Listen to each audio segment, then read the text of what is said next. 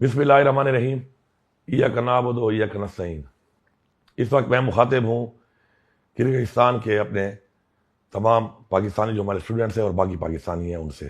ایک تو ہماری دعا ہے کہ جلد از جلد یہاں پہ جو مسئلہ بنا ہوا ہے وہ مسئلہ حل ہو جائے۔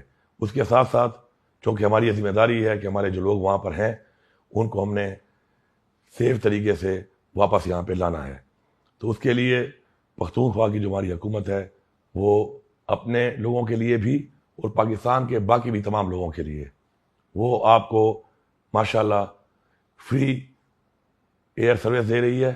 اور انشاءاللہ ہمارے 2 فلائٹیں جو ہیں، ایک کل جو بشکیک سے آئے گی پشاور اور ایک پرسوں، یہ فلائٹیں انشاءاللہ ہماری کل سے شروع ہو جائیں گی۔